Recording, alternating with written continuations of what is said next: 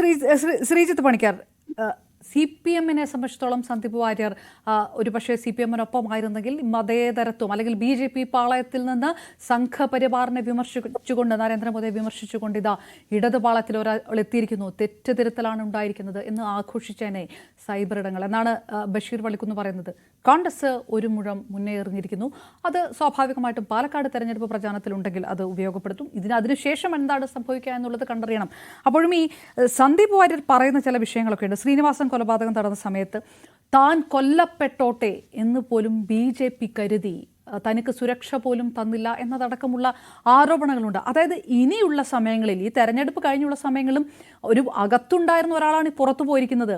പല കാര്യങ്ങളിൽ അഭിപ്രായം പറയാൻ സന്ദീപിന് കഴിയും. അത്രയും വക്താവായി നിന്ന ഒരാൾ കൂടിയാണ്, RSSന്റെ ഭാഗമായിട്ട് നിന്ന ഒരാൾ കൂടിയാണ്.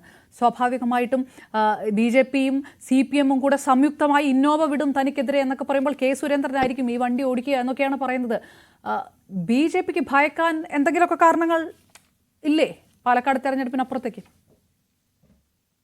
നോക്കൂ, അദ്ദേഹം പറഞ്ഞിരിക്കുന്ന ആരോപണങ്ങളെല്ലാം തന്നെ ഗുരുതര സ്വഭാവത്തിലുള്ളതാണ്. കാരണം നേരത്തെ പറഞ്ഞതുപോലെ CPM BJP ഒരു ബാന്ധവം ഇവിടെ ഉണ്ട് എന്നും അത് മുഖ്യമന്ത്രിയുടെ അറിവോടുകൂടിയാണ് എന്നുമാണ് അദ്ദേഹം പറയുന്നത്. കാരണം അതുകൊണ്ടാണ് അദ്ദേഹം മുഖ്യമന്ത്രിയെ പരാമർശിച്ചുകൊണ്ട് തന്നെ തൻ്റെ ആദ്യത്തെ ഒരു പ്രസ്താവന നടത്തുന്നത്. അപ്പോൾ അത് അങ്ങനെ ഒരു രാഷ്ട്രീയം ഇവിടെ നിലനിൽക്കുന്നുണ്ട് എന്നുള്ളത് ഇതുവരെ കോൺഗ്രസ് മാത്രം പറഞ്ഞുകൊണ്ടിരുന്ന ഒരു ആരോപണമാണ്. CPM നേരത്തെ പറഞ്ഞുകൊണ്ടിരുന്നതെല്ലാം കോൺഗ്രസും BJPയുമായിട്ട് ഈ ബാന്ധവം എന്നാണ്. അപ്പോൾ ഈ ബാന്ധവത്തിൻ്റെ ഒരു ഭാഗത്ത് എല്ലായ്പ്പോഴും BJP ഉണ്ടായിരുന്നു. പക്ഷേ മറുഭാഗത്ത് തരാതരം കക്ഷികളൊക്കെ തന്നെ മറുപക്ഷത്തുള്ള ഏറ്റവും ശക്തനായ കക്ഷി അതിൽ കൂട്ടിച്ചേർത്തുകൊണ്ട് ഈ ആരോപണം ഉന്നയിക്കുമായിരുന്നു. ഇപ്പോൾ BJPയെ സംബന്ധിച്ചിടത്തോളം പ്രതിരോധത്തിലാക്കുന്നത് സന്ദീപ് വാര്യരെ പോലെ BJPയുടെ ഇൻസൈഡർ ആയിരുന്ന ഒരു വ്യക്തിയാണ്. അദ്ദേഹം സംസ്ഥാന കമ്മിറ്റി അംഗമാണ്. അദ്ദേഹമാണിത് പറഞ്ഞിരിക്കുന്നത് എന്നുള്ളത് ഒരു വിഷയം. രണ്ടാമത്തേത്, അല്പം മുമ്പ് പറഞ്ഞതുപോലെ അവരുടെ ഒരു രക്തസാക്ഷിയുണ്ട്. അപ്പോൾ അങ്ങനെ ഒരാൾക്ക് രക്തസാക്ഷിത്വം അനുഭവിക്കേണ്ടി വന്ന ഒരു സാഹചര്യം അവിടെയുണ്ട്. ആ സാഹചര്യത്തിൽ പാർട്ടിയുടെ മറ്റ് മുതിർന്ന നേതാക്കന്മാർക്ക് നേരെ ഭീഷണി ഉണ്ടായിരുന്ന സമയത്ത് അവരെ സംരക്ഷിക്കുന്നതിന് വേണ്ടിയിട്ട് പാർട്ടി തയ്യാറാകുമ്പോഴും തനിക്ക് അതിനെ പറ്റിയിട്ടുള്ള യാതൊരു വിധത്തിലുള്ള വിവരവും നൽകിയിരുന്നില്ല എന്നാണ് അദ്ദേഹം പറയുന്നത്. അപ്പോൾ അങ്ങനെ ഒരു സംഭവം അവിടെ ഉണ്ടായിട്ടുണ്ട് എങ്കിൽ അത് അതീവ ഗുരുതരമായിട്ടുള്ള കാര്യമാണ്. അത് നേരത്തെ പറഞ്ഞിരിക്കുന്ന അഡ്ജസ്റ്റ്മെൻറ്റ് പൊളിറ്റിക്സ് പോലെയല്ല, അതിനേക്കാൾ അതീവ ഗുരുതരമായിട്ടുള്ള ഒരു കാര്യമാണ്.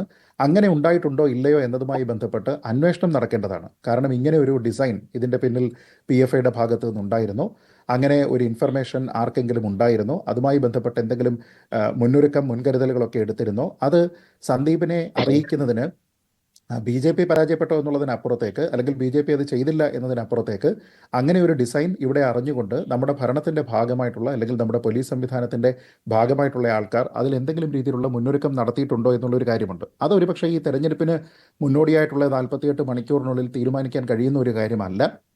അതുകൊണ്ട് തന്നെ അത് കൂടുതലായിട്ട് അതിനെ പറ്റിയിട്ടുള്ള വെളിപ്പെടുത്തലുകൾ ഉണ്ടാകണം. BJP ആ വിഷയത്തിൽ പ്രതികരിച്ചിട്ടില്ല. അതിലെന്താണ് അവരുടെ ഭാഗം എന്നുള്ളത് അറിയേണ്ടതായിട്ടുണ്ട്. അപ്പോൾ അങ്ങനെ നോക്കിക്കഴിഞ്ഞാൽ ഇപ്പോൾ ഒരുപക്ഷെ സന്ദീപിനെ ഒന്ന് ഇഗ്നോർ ചെയ്ത് വിടാം എന്ന് BJP തീരുമാനിക്കുന്നുണ്ടെങ്കിലും ഈ തെരഞ്ഞെടുപ്പ് കഴിയുമ്പോൾ അതിൻ്റെ ഫലം എന്തായാലും സന്ദീപും BJPയും തമ്മിൽ വളരെ രൂക്ഷമായ രീതിയിലത്തേക്കുള്ള ഒരു വാദപ്രതിവാദം ഒക്കെ അല്ലെങ്കിൽ ഒരു നിയമപരമായ പോരാട്ടം വരെ ഉണ്ടാകാനുള്ള എല്ലാവിധ സാധ്യതകളുമുണ്ട് എന്നുള്ളത് വ്യക്തമാണ്. കാരണം ഈ ഉന്നയിച്ചിരിക്കുന്ന ആരോപണത്തിൽ നിന്ന് വിടുതൽ നേടുക എന്നത് BJPയെ സംബന്ധിച്ചിടത്തോളം അവരുടെ പ്രവർത്തകർക്ക് നൽകുന്ന അല്ലെങ്കിൽ നൽകേണ്ടുന്ന ഒരു റീഅഷുറൻസിൻ്റെ ഭാഗമായിട്ടുള്ള ഒരു വെല്ലുവിളി കൂടിയാണ്. അത് അവർ ഏറ്റെടുക്കേണ്ടത് തന്നെയാണ്. ആ കാര്യത്തിൽ ആശയ വ്യക്തത ഉണ്ടാകേണ്ടതാണ്. കാരണം ഇവിടെ സമാധാനപരമായിട്ട് രാഷ്ട്രീയ പ്രവർത്തനം നടത്തുന്ന എല്ലാ ആൾക്കാർക്കും അവരുടെ സംഘടന തങ്ങളോടൊപ്പമുണ്ട് എന്നുള്ള ഉറപ്പ് അത് ഏതൊരു പാർട്ടിയാണെങ്കിലും നൽകേണ്ടതാണ്. ഇനി രണ്ടാമത്തെ കാര്യം, നമ്മൾ ഈ CPMൻ്റെ ഭാഗത്തേക്ക് നോക്കിക്കഴിഞ്ഞാൽ CPMനെ സംബന്ധിച്ചിടത്തോളം അവർ കഴിഞ്ഞ ദിവസം പറഞ്ഞിരിക്കുന്ന കാര്യങ്ങളെല്ലാം തന്നെ പൂർണ്ണമായിട്ട് വിഴുങ്ങുക എന്നുള്ളത് എങ്ങനെയാണ് സാധ്യം എന്നുള്ളതാണ് ഒരു പ്രശ്നം. ഇപ്പോൾ സന്ദീപിനെ കുറ്റം പറയുന്നതിന് വേണ്ടി അവർ ചെയ്തിരുന്ന ഏറ്റവും പ്രധാനപ്പെട്ട കാര്യം എന്താണ്? ഇന്നലെ വരെ BJPയുടെ സംഘപരിവാർ രാഷ്ട്രീയത്തെ ഉയർത്തിപ്പിടിച്ചിരുന്ന ഒരു വ്യക്തി, ഞാൻ നേരത്തെ പറഞ്ഞതുപോലെ ഇരുട്ടി വെളുത്തപ്പോഴേക്ക് പുതിയൊരു രാഷ്ട്രീയം സ്വീകരിക്കുന്നു. അങ്ങനെ സ്വീകരിക്കുന്ന ഒരാൾ അദ്ദേഹം ട്രാൻസ്ഫോംഡ് ആണ് എന്ന് അദ്ദേഹം പറയുമ്പോൾ, അല്ലെങ്കിൽ അദ്ദേഹം ചെന്നിരിക്കുന്ന പുതിയ പാളയം പറയുമ്പോൾ അങ്ങനെ ട്രാൻസ്ഫോം ആകാൻ കഴിയില്ല എന്ന രീതിയിലത്തേക്ക് വർഗീയ വിഷം ചീറ്റുന്ന കാളിയൻ എന്ന് അദ്ദേഹത്തിനെ ശ്രീ MB രാജേഷ് വിശേഷിപ്പിക്കുന്നു. അതിനോടൊപ്പം തന്നെ അദ്ദേഹം വലിയ കാളകൂടമാണ് എന്ന രീതിയിലത്തേക്കുള്ള പ്രസ്താവന ഉണ്ടാകുന്നു. പിന്നെന്താണ്, ഈ ശ്രീ AK ബാലൻ്റെ ഉൾപ്പെടെയുള്ള ചില പ്രസ്താവനകളൊക്കെ തന്നെ ഇത് വന്നിരുന്നു. ഞാൻ പറയുന്നത്, സന്ദീപ് ഇങ്ങനെ ഒരു ദിവസം കൊണ്ട് ഈ ഓവർനൈറ്റ് ചേഞ്ച് വന്നു എന്ന് പറഞ്ഞാൽ CPM നേതാക്കൾക്ക് എങ്ങനെയാണ് അതുണ്ടാവുക?